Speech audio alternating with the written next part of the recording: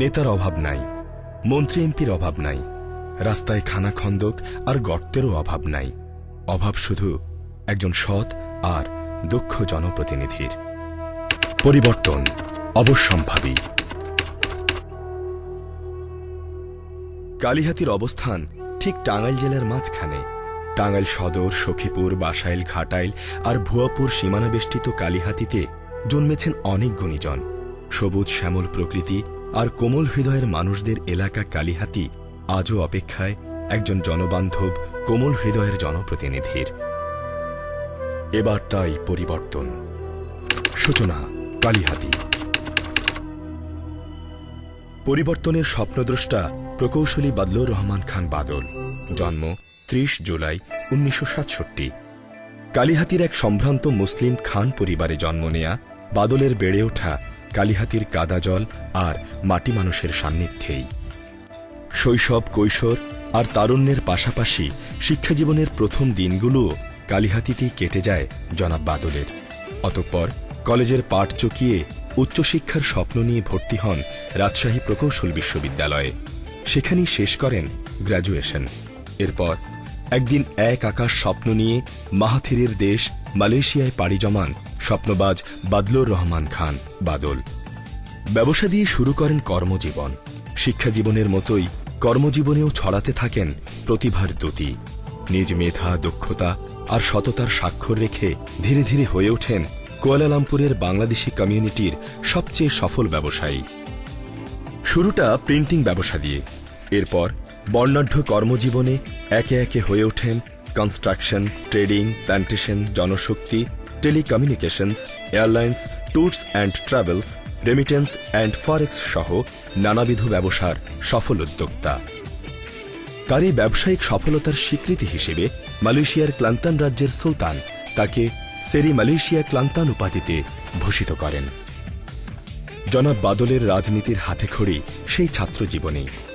৯০-এর গণ আন্দোলনে রেখেছিলেন সাহসী ও সক্রিয় ভূমিকা।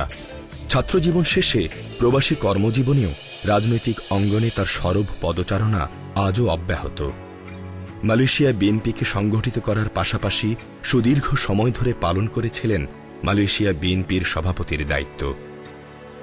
২০০১ সালে অনুষ্ঠিত জাতীয় নির্বাচনে দলের বিজয়কে সুনিশ্চিত করার লক্ষ্যে অংশ নিয়েছিলেন সক্রিয় প্রচারণায়। নির্বাচন পরবর্তী সময়ে তারুণ্যের অহংকার তারেক রহমানের নানাবিধ গঠনমূলক কাজে সফরসঙ্গী হয়ে ঘুরে বেড়িয়েছিলেন জেলা থেকে জেলায়, গ্রাম থেকে গ্রামান্তরে। জিয়াউর রহমান ফাউন্ডেশন আয়োজিত জনহিতকর কর্মকাণ্ড তথা হাঁস মুরগি, গাছের চারা, মাছের পোনা এবং শীতবস্ত্র বিতরণ সহ নানাবিধ কর্মসূচিতে ছিল তার সরব এবং সক্রিয় অংশগ্রহণ।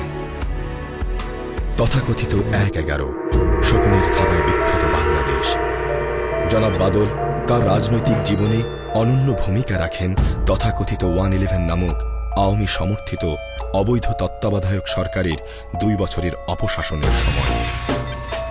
যে সময় ক্ষমতালিপ্স মঈন ফখরুদ্দিনের অবৈধ সরকার সম্পূর্ণ অন্যায়ভাবে বাংলাদেশের তিনবারের নির্বাচিত প্রধানমন্ত্রী বেগম খালেদা জিয়া তার সন্তানদেরকে এবং বিএনপির নিবেদিতপ্রাণ নেতাকর্মীদেরকে গ্রেফতারপূর্বক সীমাহীন অত্যাচার নির্যাতন করে চলেছিল, সে সময় জনাব বাদলই সর্বপ্রথম সেই অসাংবিধানিক সরকারের বিরুদ্ধে জনমত গঠনে সোচ্চার হয়ে উঠেছিলেন। গ্রেফতারের পূর্বে যখন দেশনেত্রী বেগম খালেদা জিয়াকে তার ক্যান্টনমেন্টের বাসভবনে অন্তরীণ করে রাখা হয়েছিল, তখন টেলিকনফারেন্সের মাধ্যমে বেগম জিয়ার বক্তব্য টেলিভিশনে প্রচারের ব্যবস্থা করেন বাদলুর রহমান খান বাদল। আমরা বলছি সংস্কারের কথা, এই সরকার বারবার বলছি যদি পুরোপুরি রাজনীতি দিতে না পারে তাহলে ঘরোয়া রাজনীতি দিতে হবে। সংস্কারের প্রস্তাব তো শুধু টেলিভিশনের পাতায় বা গুটি কয়েক লোককে নিয়ে দিলে হবে না। আমরা গুটি কয়েক লোককে নিয়ে অমুককে বাদ দিয়ে দেবো, অমুককে আমরা গ্রহণ করে নেবো, এটা তো হতে পারে না। আমি সারা বাংলাদেশে গেছি, তারেক রহমান সারা বাংলাদেশে গেছি, ঘুরেছে, কাজ করেছে দলের জন্য। আজকে আমি খারাপ হয়ে গেছি, আমার পরিবারের আজকে খারাপ হয়ে গেছে। তথাকথিত 111-এর পরবর্তী বিএনপির দুঃসময়েও অকুতভয় সৈনিক জনাব আসম হান্নান শাহের মাধ্যমে কালিহাতীর বন্যা দুর্গতদের মাঝে ত্রাণ বিতরণ কর্মসূচি পালনের ব্যবস্থা করেন এবং এই প্রক্রিয়ার মধ্য দিয়ে দেশনেত্রী বেগম খালেদা জিয়া অন্তরীণ ভেঙে জনসম্মুখে হাজির হওয়ার চেষ্টা করলেও তাকে বাধা দেয়া হয়। কিন্তু তারপরেও দমে যাননি জনাব বাদল। বিএনপির তৎকালীন দুঃসময়ের কাণ্ডারি প্রয়াত খন্দকার দেলোয়ার হোসেনের ভারপ্রাপ্ত সভাপতির দায়িত্ব গ্রহণকে স্বাগত জানানোর পাশাপাশি জনাব আসম হান্নান শাহকে মালয়েশিয়ায় আমন্ত্রণ জানিয়ে টেলিকনফারেন্সের মাধ্যমে পৃথিবীর বিভিন্ন দেশের বিএনপি নেতাকর্মীদের সাথে যোগসূত্র স্থাপনে অনন্য ভূমিকা রাখেন জনাব বাদল। এশীয় অঞ্চলের সমন্বয়ক প্রকৌশলী বাদলুর রহমান খানের মাধ্যমে টেলিফোনে বিভিন্ন দেশে খন্দকার দেলোয়ারের বক্তব্য যুক্তরাষ্ট্রের নিউ ইয়র্ক সিটি থেকে প্রচার করা হয়। জেলখানা থেকে ইতিমধ্যে আমাদের জানাই দিয়েছেন যে তিনি যে সিদ্ধান্ত আগে নিয়েছেন তিনি দলের চেয়ারপারসন এবং আমাকে পণ্ডিত করছেন, আমাকে সব কাজ করে যেতে বলছেন। উনি সাহেবুর রহমানের বাসায় যে মিটিং হয়েছে সে সময় বিএনপির বর্তমান দপ্তর সম্পাদক জনাব রিজভী আহমেদের সাথে নিয়মিত যোগাযোগ রক্ষা এবং সমন্বয় সাধনের মাধ্যমে ১/১১ সরকারের অপকর্মের বিরুদ্ধে জনমত গঠনে ভূমিকা রেখেছিলেন তিনি। শুধু কি তাই, দেশনেত্রী বেগম খালেদা জিয়া এবং তারুণ্যের অহংকার জনাব তারেক রহমানের মুক্তির আন্দোলন আর ১/১১ সরকারের বিরুদ্ধে জনমত গঠনে ঘুরে বেড়িয়েছেন পৃথিবীর বিভিন্ন দেশে। বিদেশে অবস্থানরত বাংলাদেশ মিশনসমূহের সামনে অবস্থান, স্মারকলিপি প্রদান, বিভিন্ন দেশে রাষ্ট্রপ্রধান বরাবর চিঠি প্রেরণ, অস্ট্রেলিয়ান পার্লামেন্ট ভবনের সামনে অবস্থান কর্মসূচি, স্মারকলিপি প্রদান, এমনকি লন্ডনে প্রবাসী বিএনপি নেতাকর্মীদের আন্তর্জাতিক সম্মেলনেরও অন্যতম উদ্যোক্তা ছিলেন জনাব বাদল। মিথ্যের মুখোশ উন্মোচন, আওয়ামী মিডিয়ার অপপ্রচারকে চ্যালেঞ্জ। একথা কারও অজানা নয়, ২০০৭ সাল থেকে এক শ্রেণীর স্বার্থান্বেষী আওয়ামী মিডিয়া আর দালালেরা আদাজল খেয়ে নেমে পড়ে তারুণ্যের অহংকার জনাব তারেক রহমানের চরিত্র হননে। তার বিরুদ্ধে ছড়ানো হয় হাজার হাজার কোটি টাকা মালয়েশিয়ায় পাচারের কল্পকাহিনী। আর এসব কল্পকাহিনীর বিরুদ্ধে লন্ডন বাংলা টিভিতে ওপেন চ্যালেঞ্জ ছুড়ে দেন জনাব বাদল। যদি কেউ প্রমাণ করতে পারে আমি আর রাজনীতি করব না। যদি আরো সিরিয়াসলি কিছু বলতে চান, আমি বাংলাদেশের নাগরিকত্ব কেটে দিতে পারি যদি মালয়েশিয়াতে তার ১ টাকার নামে বা নামে এবং কোন ইন্ডাস্ট্রি থেকে থাকে।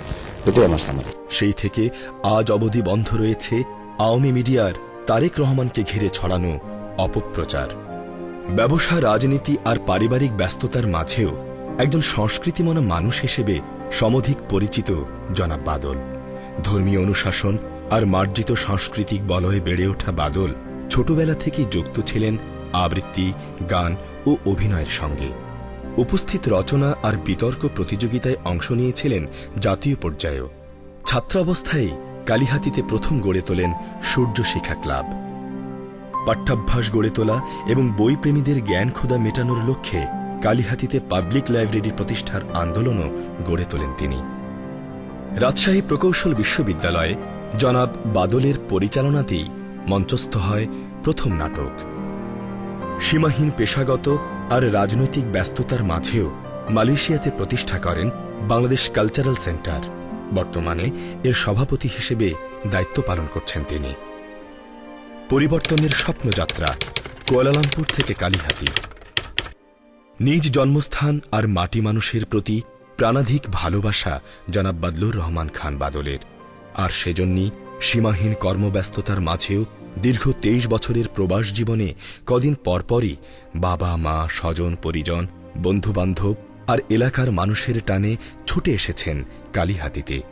সম্পৃক্ত থেকেছেন এলাকার দুঃখ দুর্দশাগ্রস্ত মানুষের বসতভিটা নির্মাণ, সন্তানদের পড়াশোনা আর মসজিদ মাদ্রাসায় সহযোগিতা করার মতো মানবিক কর্মেও।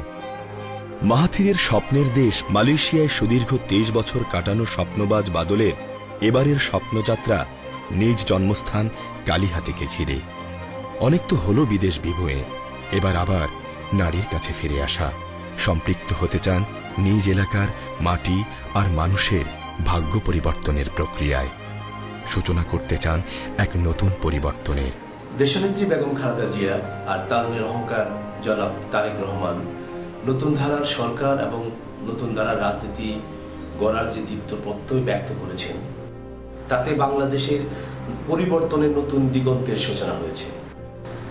আমি আমার শিক্ষা, প্রবাস জীবনে অর্জিত দীর্ঘদিনের অভিজ্ঞতা ও আমার দেশপ্রেমকে একত্র করে এই পরিবর্তনের প্রক্রিয়ার সাথে সম্পৃক্ত হতে চাই। আমি আমার জন্মস্থান কালিহাতী থেকে সূচনা করতে চাই। যে পরিবর্তন পাল্টে দেবে অনাদর অবহেলায় পড়ে থাকা অনুজ্জ্বল জনপদ কালিহাতীর চেহারা। আর তাই এই স্বপ্নযাত্রার নাম দিয়েছেন তিনি পরিবর্তনের নতুন দিগন্তে সূচনা কালিহাতী। এই কালিহাতীর মানুষ হিসেবে আমার একটা বক্তব্য দিয়েছি আমি সারা বাংলাদেশ ব্যাপী, যে রাজনীতির গুণগত পরিবর্তন দরকার।